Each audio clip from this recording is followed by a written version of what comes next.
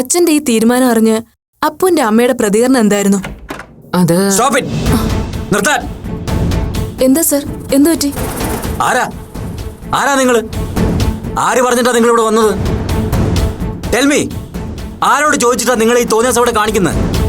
Sir, ഇതൊരു തോന്നിവാസമല്ല. ഞാനൊരു news റിപ്പോർട്ടറാ. ഞങ്ങളുടെ പത്രത്തിന്റെ ഓൺലൈൻ ന്യൂസിന് വേണ്ടിയിട്ട് അപ്പുവിനെ ഇന്റർവ്യൂ ചെയ്യാണ്. നോ, ഇതൊന്നും ഇവിടെ പറ്റില്ല. ആര് പറഞ്ഞു പറ്റില്ലാന്ന്? ഞാൻ വിളിച്ചിട്ടേ ഇവര് വന്നത്. ആര് വിളിച്ചിട്ടാണെങ്കിലും ഇമ്മാതിരി ആഭാസമൊന്നും ഇവിടെ പറ്റില്ല. സർ, അങ്ങിത്ര പ്രകോപിതനാകുന്നതിന്റെ കാര്യം എനിക്ക് മനസ്സിലാവുന്നില്ല. അപ്പുവിന് ചിലത് തുറന്നു പറയാനുണ്ടെന്ന് പറഞ്ഞിട്ടാ ഒരു ന്യൂസ് റിപ്പോർട്ടറായ എന്നെ ഇവിടേക്ക് വിളിച്ചു വരുത്തിയത്. അതെന്താണെന്ന് അറിയേണ്ടത് എന്റെ ജോലിയുടെ ഭാഗമാണ്. ആര് വിളിച്ചു വരുത്തിയാലും എനിക്കതൊന്നും അറിയേണ്ട കാര്യമില്ല. എന്നെ അപമാനിക്കാനും നാട്ടുകാരുടെ മുന്നിൽ മോശക്കാരനാക്കാനും ഇവര് അമ്മയും മോളും കൂടി മനഃപൂർവ്വം നടത്തുന്ന നാടകമാണ് ഇതൊക്കെ. സാർ, ഒരു കാര്യം വ്യക്തമാക്കിയ കൊള്ളായിരുന്നു. സാറിന്റെ ഭാര്യ ഗീതാലക്ഷ്മിയെ ഡിവോഴ്സ് ചെയ്യാൻ. That's none of your business. എന്റെ വ്യക്തിപരമായ കാര്യങ്ങൾ ഇടപെടാൻ who the hell are you? മര്യാദയ്ക്ക് ഇവിടുന്ന് ഇറങ്ങി പോകുന്ന നിങ്ങൾക്ക് നല്ലത്. നോ, ഞാൻ വിളിച്ചിട്ടാണ് ഇവരിവിടെ വന്നതെങ്കിൽ എനിക്ക് പറയാനുള്ളത് മുഴുവൻ കേട്ടിട്ടേ ഇവരിവിടുന്ന് പോവും. അപ്പോ സാറിന് ശാന്തനാകൂ. ഞങ്ങളൊരു പ്രശ്നം ഉണ്ടാക്കാൻ വേണ്ടി വന്നതല്ല. You just shut up. മറ്റുള്ളവരുടെ സ്വകാര്യതയിലേക്ക് ക്യാമറയും തൂക്കി വലിഞ്ഞു കയറി ചെന്ന് കണ്ടതും കാണാത്തതും ഒക്കെ പകർത്തി മറ്റുള്ളവരുടെ ജീവിതത്തിലേക്ക് വലിഞ്ഞു കയറുന്നതല്ല പത്രപ്രവർത്തനം. അല്പമെങ്കിലും മാന്യത ഉണ്ടായിരുന്നെങ്കിൽ ഈ വീട്ടിലെ ഗൃഹനാഥൻ എന്ന നിലയിൽ നിങ്ങൾ ആദ്യം എന്റെ അനുവാദം ചോദിക്കണമായിരുന്നു. ഈ വീട്ടിലെ ഓരോരുത്തരെയും കണ്ട് അനുവാദം വാങ്ങിയിട്ട് ചെയ്യാൻ പറ്റുന്നൊരു തൊഴിലല്ല സർ എന്റേത്. വന്നപ്പോ ഈ വീട്ടിലെ ഗൃഹനാഥയാണ് എന്നെ സ്വീകരിച്ചത്. അവരോട് ഞാൻ സംസാരിക്കുകയും ചെയ്തു. ആ സമയത്ത് സാറിനെ കണ്ടിരുന്നെങ്കിൽ സാറിനോട് ഞാൻ കാര്യം പറയുമായിരുന്നു. മതി എക്സ്പ്ലെയിൻ ചെയ്തത്. ദയവ് ഇത് നിങ്ങൾ ഇവിടെ നിന്ന് പോയി തരാമോ? അത് പറയേണ്ടത് അപ്പുവാണ് സർ. ഈ കുട്ടിയാണ് ഞങ്ങളെ ഇങ്ങോട്ട് ക്ഷണിച്ചു വരുത്തിയത്. അപ്പോ ഇവര് പറഞ്ഞുവിട്. നിന്നോടാ പറഞ്ഞ ഇവിടെ പറഞ്ഞുവിടാൻ. സോറി, എനിക്ക് പറയാനുള്ളത് പറഞ്ഞു കഴിഞ്ഞിട്ടേ ഞാൻ ഇവരിവിടുന്ന് പറഞ്ഞു വിടും. നീ ഇനി ഒന്നും പറയുന്നില്ല. തല്ലിക്കോ, മതിയാവോളം തല്ലിക്കോ. VP എന്ന സ്നേഹനിധിയായ പിതാവിന്റെ പുത്രവാത്സല്യം നാട്ടുകാരും കൂടെ ഒന്ന് കാണട്ടെ.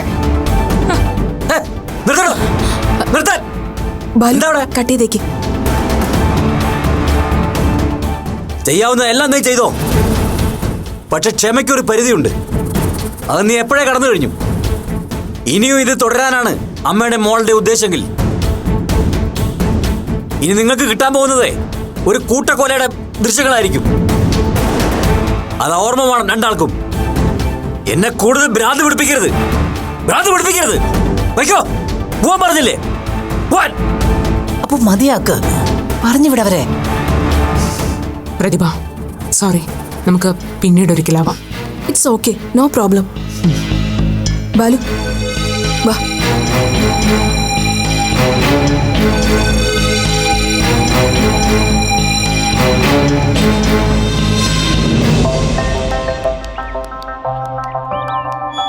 എടോ, സംഗതി ഇത്തിരി ഓവറായി പോയോ? അത് സാരമില്ല. ഇങ്ങനൊരു ഷോക്ക് ട്രീറ്റ്മെന്റ് ആവശ്യമായിരുന്നു. അതുകൊണ്ടാ ഞാൻ നിങ്ങളെ ബുദ്ധിമുട്ടിച്ചത്. എന്റെ ബുദ്ധിമുട്ട് സാരമാക്കണ്ട. പക്ഷെ ഇനി അങ്ങോട്ട് തനിക്ക് ടഫ് ടൈം. VP സാറ് ശരിക്കും വയലന്റ് ആയിട്ട് നിൽക്കുവാണല്ലോ. അത് സാരമില്ല, ഞാൻ മാനേജ് ചെയ്തോളാം. ഓക്കെ, എന്നാ ഞങ്ങൾ വിട്ടോട്ടെ. ഞാൻ പറഞ്ഞതൊക്കെ ഓർമ്മയുണ്ടല്ലോ. ഞാൻ പറയാതെ ഈ വാർത്തയും വിഷ്വൽസ് ഒന്നും ലീക്ക് ആവരുത്. നോനോ, അക്കാര്യത്തിൽ അപ്പുൻ എന്നെ വിശ്വസിക്കാം. ഞങ്ങൾക്കും കുടുംബമൊക്കെ ഉള്ളതാ മാഷെ. എന്നാ പോട്ടെ. ഇടയ്ക്ക് ഇതുപോലെ പുള്ളി പേടിപ്പിക്കണമെന്ന് തോന്നുമ്പോ വിളിച്ചാ മതി. ആയിക്കോട്ടെ, ശരി.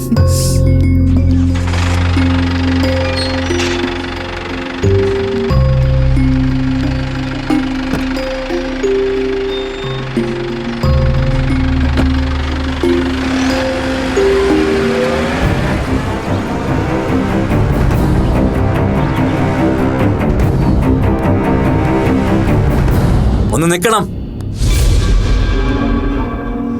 എന്തിനാ താൻ എന്നെ എങ്ങനെ ഉപദ്രവിക്കുന്നത്? മറ്റുള്ളവരെ ഉപദ്രവിക്കുമ്പോഴും അവർക്കും ഇതേ വേദന തന്നെയാണെന്ന് മനസ്സിലാക്കാൻ. ഞാൻ ആരെ ഉപദ്രവിച്ചിട്ടൊന്നുമില്ല. ഇല്ലേ?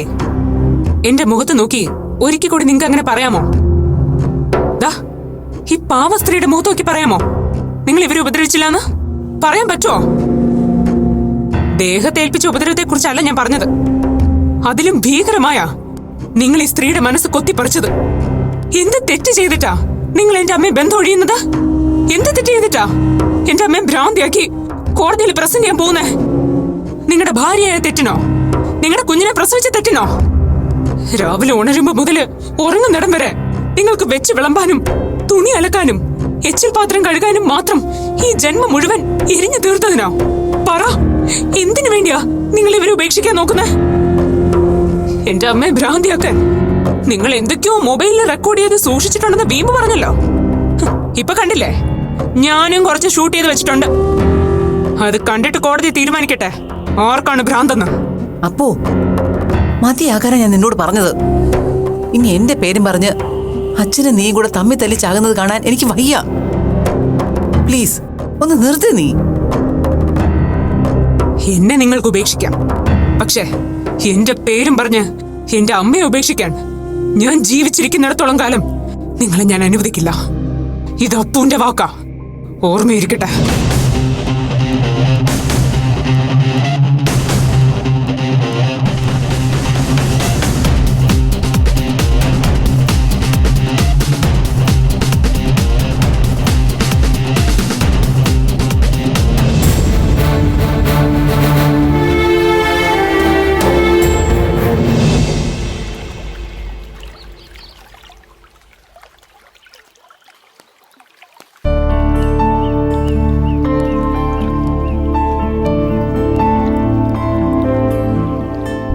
കമോൺ മാളു, ഞാൻ ചോദിച്ചത് തന്നെ ഇൻസൾട്ട് ചെയ്യാനോ ഇറിറ്റേറ്റ് ചെയ്യാനോ അല്ല.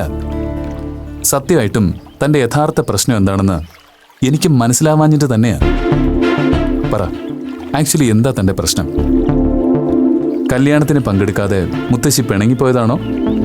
അതോ നമ്മുടെ വിവാഹം ആർഭാടമായിട്ട് വേണ്ടെന്ന് ഞാൻ പറഞ്ഞതാണോ? രണ്ടും എന്നെ സംബന്ധിച്ച് ഒരേപോലെ പ്രാധാന്യം അർഹിക്കുന്ന പ്രശ്നങ്ങൾ തന്നെയാണ്. രണ്ട് പ്രശ്നങ്ങളുടെയും കാരണം ഡോക്ടറുടെ ഈ പിടിവാശിയ. ഇത് പിടിവാശിയാണെന്ന് ആര് പറഞ്ഞു? ജീവിതത്തെക്കുറിച്ച് ഒരാൾ അയാളുടെ നിലപാട് വ്യക്തമാക്കുന്നതും അത് പ്രവൃത്തിയിൽ കൊണ്ടുവരാൻ ശ്രമിക്കുന്നതും എങ്ങനെ പിടിവാശിയാവും? സമ്മതിക്കുന്നു, ഡോക്ടറുടെ നിലപാട് നടപ്പിലാക്കണമെന്ന് ആഗ്രഹിക്കുന്നു. അതുപോലെ മറ്റുള്ളവർക്കും അവരുടെ കാഴ്ചപ്പാടും നിലപാടുകളൊക്കെ നടത്തിയെടുക്കണമെന്ന് ആഗ്രഹം ഉണ്ടാവില്ലേ? അതുകൂടി മനസ്സിലാക്കി വേണം വിവാഹം പോലെ ലൈഫിൽ പ്രധാനപ്പെട്ട കാര്യങ്ങളിൽ തീരുമാനം എടുക്കാനെന്ന് ഞാൻ പറഞ്ഞുള്ളൂ. ഇവിടെ ഇപ്പോ മാളുവിന്റെ എന്ത് ആഗ്രഹങ്ങൾക്കാ ഞാൻ നോ പറഞ്ഞത്? ഒന്ന് പറഞ്ഞുതരാവോ? ഇനിയും അത് ഞാൻ പറഞ്ഞിട്ട് വേണോ ഡോക്ടറിന് മനസ്സിലാവാൻ? അതാ ഞാൻ നേരത്തെ പറഞ്ഞത്. എന്റെ മുന്നിൽ ഡോക്ടർ വെറുതെ ഒന്നും അറിയാത്ത മട്ട് ഭാവിക്കാമെന്ന്, എന്നിട്ട് എന്നെ ഇൻസൾട്ട് ചെയ്യാൻ ഉദ്ദേശിച്ചിട്ടില്ലെന്നും പറയുന്നു. സത്യം പറഞ്ഞ ഞാനാ ഇപ്പൊ വീണ്ടും വീണ്ടും വിഡ്ഢിയായിക്കൊണ്ടിരിക്കുന്നത്. നോ, അങ്ങനെ പറഞ്ഞാൽ ഞാൻ സമ്മതിച്ചു തരില്ല. മാളവിക, ഞാനൊരു കാര്യം ചോദിക്കട്ടെ? തന്നോടൊന്ന് ആലോചിക്കുക പോലും ചെയ്യാതെ ഞാൻ എൻ്റെ സ്വന്തം ഇഷ്ടത്തിന് മാത്രം എടുത്തൊരു തീരുമാനമാണിതെന്ന് സിൻസിയറായിട്ട് തനിക്ക് പറയാൻ പറ്റുമോ? എന്താ മറുപടിയില്ലേ? അങ്ങനെ ചോദിച്ചാ അതിപ്പോ സേ യെസ് ഓർ നോ. ഒരു കുടുംബജീവിതത്തെക്കുറിച്ച് എൻ്റെ ആഗ്രഹങ്ങളും ആറ്റിറ്റ്യൂഡും എന്താണെന്ന് എത്രയോ പ്രാവശ്യം ഞാൻ തന്നോട് തുറന്ന് സംസാരിച്ചിട്ടുണ്ട്. ഞാൻ തന്നെ പ്രപ്പോസ് ചെയ്യുന്നതിന് മുമ്പും അതിനുശേഷവും. എന്താ അത് നിഷേധിക്കാൻ പറ്റുമോ എനിക്ക്? അന്നൊക്കെ എൻ്റെ അതേ മൈൻഡും വേവ് ലെങ്തുമാണ് തനിക്കുമെന്ന് സീരിയസ് ആയിട്ട് പറഞ്ഞാണെന്നാണ് ഞാൻ കരുതിയത്. പക്ഷെ കാര്യത്തോടടുത്തപ്പോ മാളവിക മുരളിയും വെറും ഒരു സാധാരണ പെൺകുട്ടിയെ പോലെയാണ് ചിന്തിക്കുന്നതെന്ന് ഞാൻ പ്രതീക്ഷിച്ചില്ല. നോക്കൂ ഡോക്ടർ, അന്ന് ഞാൻ സമ്മതിച്ചതൊന്നും മാറ്റി പറയുന്നില്ല. ഡോക്ടറെ പോലെ തന്നെ ആർഭാടവും ആഡംബരവും ഒന്നും ജീവിതത്തിൽ വേണ്ടെന്ന് ആഗ്രഹിക്കുന്ന ഒരാളാണ് ഞാൻ. അതുകൊണ്ടാ നമുക്ക് ഒരേ വേവ് ലെങ്ത് ആണെന്ന് ഞാനിന്ന് സമ്മതിച്ചത്. പിന്നെ ഇപ്പൊ എന്താ തന്റെ പ്രശ്നം? പറഞ്ഞല്ലോ, പ്രശ്നം എനിക്കല്ല, എന്റെ റിലേറ്റീവ്സിനാ. മുത്തശ്ശി അതിനെതിരെ പരസ്യമായി നിലപാടെടുത്ത് പിണങ്ങിപ്പോയെന്നേ ഉള്ളൂ. പുറമെ പ്രകടിപ്പിച്ചില്ലെങ്കിലും ഡോക്ടറുടെ ഈ തീരുമാനത്തില് എന്റെ അച്ഛനമ്മയ്ക്ക് നല്ല വിഷമമുണ്ട്. എന്നെ കഷ്ടപ്പെട്ട് വളർത്തി വലുതാക്കിയവരല്ല അവര്. അപ്പോ സ്വന്തം മകളുടെ കല്യാണത്തിനെ പറ്റി അവർക്ക് ചില ആഗ്രഹങ്ങളും പ്രതീക്ഷകളും ഒക്കെ ഉണ്ടാവില്ലേ? അവർക്ക് വേണ്ടി നമ്മുടെ നിലപാടിൽ അല്പസ്വല്പ വിട്ടുവീഴ്ച ചെയ്യുന്നതുകൊണ്ട് പ്രത്യേകിച്ചൊരു നഷ്ടവും വരാൻ പോകുന്നില്ലല്ലോ. ഓക്കെ, ഇപ്പോഴാ താൻ പറഞ്ഞത് വ്യക്തമായിട്ട് എനിക്ക് മനസ്സിലായത്. താൻ പറഞ്ഞത് ശരിയാ. നമ്മളെ കഷ്ടപ്പെട്ട് വളർത്തി വലുതാക്കിയ മാതാപിതാക്കൾക്ക് നമ്മുടെ ജീവിതത്തെക്കുറിച്ച് ആഗ്രഹങ്ങളും പ്രതീക്ഷകളൊക്കെ ഉണ്ടാവുന്നത് സ്വാഭാവികമാണ്. പക്ഷേ അവരാഗ്രഹിക്കുന്നത് പോലെ മാത്രമേ നമ്മൾ ജീവിക്കാവൂ എന്ന് വാശി പിടിക്കുന്ന എന്തിന്? എല്ലാ കാര്യത്തിലും അവർ വാശി പിടിക്കുന്നില്ലല്ലോ ഡോക്ടർ. ഇതുപോലുള്ള ചില കാര്യങ്ങളിൽ ഇതുപോലെയുള്ള ചില കാര്യങ്ങളിൽ തുടങ്ങിയ പിന്നീടത് എല്ലാ കാര്യങ്ങളിലുമായി മാറുന്നത്. ആദ്യം വിവാഹം വീട്ടുകാരുടെ ഇഷ്ടത്തിന്, പിന്നെ അവിടെ മുതൽ ഓരോ കാര്യങ്ങളിലും അവരുടെ ഇഷ്ടത്തിനും താല്പര്യത്തിനുമാണ് മുൻഗണന. നമ്മുടെ കുടുംബം, കുഞ്ഞുങ്ങൾ, അവരുടെ വിദ്യാഭ്യാസം, വിവാഹം, ഭാവി ജീവിതം, അങ്ങനെയെല്ലാം വീട്ടുകാരുടെ ഇഷ്ടത്തിന്. അവരുടെ തലമുറ വരുമ്പോൾ നമ്മൾ ആ സ്ഥാനം ഏറ്റെടുക്കുന്നു. ഇതിനിടയിൽ നമ്മുടെ ജീവിതം നമ്മുടെ ഇഷ്ടത്തിനനുസരിച്ച് എത്ര നാൾ ജീവിക്കാൻ പറ്റും? ഒടുവിൽ കണക്കെടുത്ത് നോക്കിയ ഒരു മനുഷ്യായുസിൽ വിരലിൽ എണ്ണാവുന്ന ദിവസങ്ങളോ മാസങ്ങളോ ആവും നമ്മൾ നമ്മുടേതായി ജീവിച്ചിട്ടുണ്ടാവുക. അങ്ങനൊരു അബദ്ധം നമ്മുടെ ജീവിതത്തിൽ സംഭവിക്കാതിരിക്കാൻ വേണ്ടിയാ തുടക്കം മുതൽ നമ്മുടെ ലൈഫ് നമ്മുടേത് മാത്രമായിരിക്കണമെന്ന് ഞാൻ വാശി പിടിക്കുന്നത്. എന്നുവെച്ച് അച്ഛനമ്മമാരുടെ അഭിപ്രായങ്ങളും നിർദ്ദേശങ്ങളും മുഖവിലേക്ക് എടുക്കില്ല എന്നല്ല. അതിൽ നമുക്ക് നല്ലതെന്ന് തോന്നുന്നത് മാത്രം സ്വീകരിച്ചാൽ മതിയെന്നേ ഞാൻ പറഞ്ഞുള്ളൂ. ഡോക്ടർ പറയുന്നതൊക്കെ എനിക്ക് മനസ്സിലാവും. പക്ഷേ മറ്റുള്ളവരതിനെ ആ സെൻസിൽ എടുക്കണമെന്നില്ലെന്നല്ലേ? അതല്ലേ താൻ ഉദ്ദേശിക്കുന്നത്? അതെ. വേണ്ട, അവരങ്ങനെ എടുക്കണമെന്ന് നമുക്ക് നിർബന്ധമില്ല. പക്ഷേ ഇപ്പം നമ്മൾ ഇങ്ങനൊരു തീരുമാനം എടുത്ത പിന്നെ മറ്റുള്ളവർ ഒരു കാര്യത്തിലും അനാവശ്യമായി ഇടപെടില്ല നമ്മുടെ ലൈഫിൽ. അതെനിക്ക് ഉറപ്പുണ്ട്. ആ ബോധ്യം തനിക്കും ഉണ്ടായ പിന്നെ നമ്മൾ തമ്മിൽ ഒരു തെറ്റിദ്ധാരണയുടെയും പ്രശ്നം ഉദിക്കുന്നില്ല. ശരിയല്ലേ? താൻ വിഷമിക്കണ്ട. നമ്മുടെ നിലപാടിൽ നമ്മൾ ഉറച്ചു നിൽക്കുന്നിടത്തോളം കാലം അത് ശരിയാണെന്ന് അങ്കിളിനും ആൻറ്റിക്കും മുത്തശ്ശിക്കും അടക്കം ബോധ്യമായിക്കോളും. അങ്ങനെ ബോധ്യപ്പെട്ടാൽ പിണങ്ങിപ്പോയ തൻ്റെ മുത്തശ്ശി നമ്മുടെ കല്യാണത്തിന് മുൻപ് തന്നെ തിരിച്ചു വരികയും ചെയ്യുമെന്ന് ഞാൻ വിശ്വസിക്കുന്നത്. കേട്ടോ? വാ, കേറ്.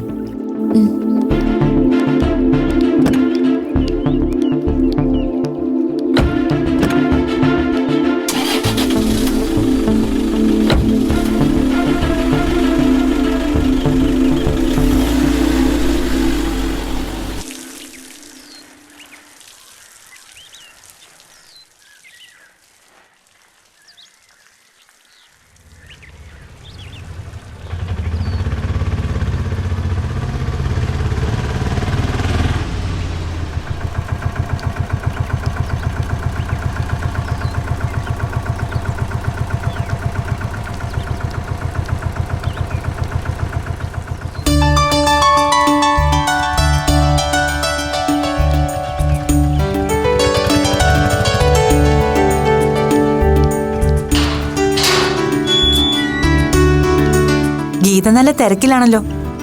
ഏയ്, അങ്ങനെയൊന്നുമില്ല. ഓരോന്ന് ആലോചിച്ച് കൂട്ടി ഭ്രാന്ത് പിടിക്കാതിരിക്കാൻ വേണ്ടി ഇങ്ങനെ ഓരോന്ന് ചെയ്യുന്നു എന്ന് മാത്രം. ഡെയ്സി എന്താ ഒരു മുന്നറിയിപ്പില്ലാതെ പെട്ടെന്നൊരു വരവ്? അപ്പുനെ കാണാനാ? അപ്പുനെയും കാണണം. പക്ഷെ ഇപ്പൊ വന്നത് വിജയെയും ഗീതയും കാണാനാണെന്ന് തന്നെ കൂട്ടിക്കോളൂ. ജോയുടെയും മാളവികയുടെയും വിവാഹം തീരുമാനിച്ച കാര്യമൊക്കെ അറിഞ്ഞു കാണുമല്ലോ.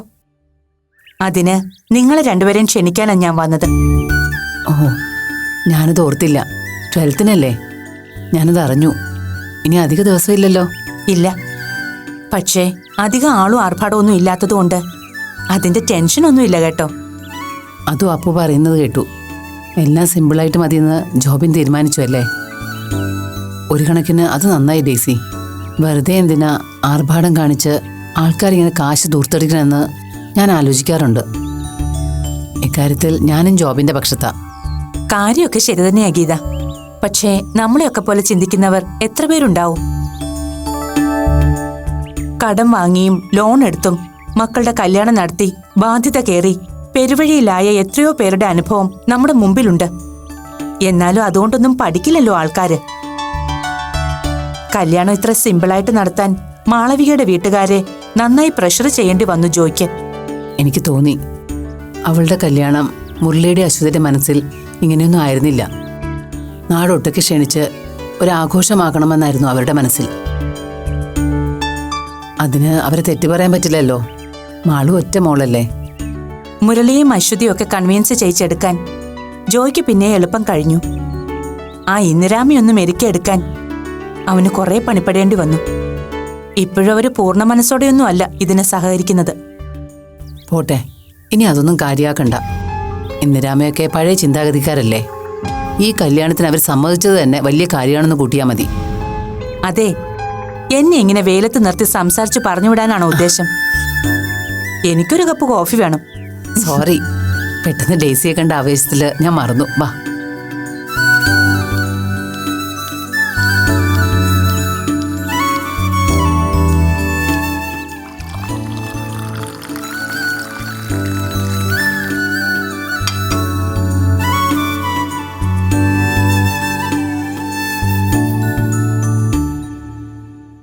അച്ഛനും മോളും തമ്മിലുള്ള വഴക്കിൽ അറിയാതെയാണെങ്കിലും ഞാനും ഒരു കാരണക്കാരിയായല്ലോ എന്ന് ഓർക്കുമ്പോ ഒരു സങ്കടം.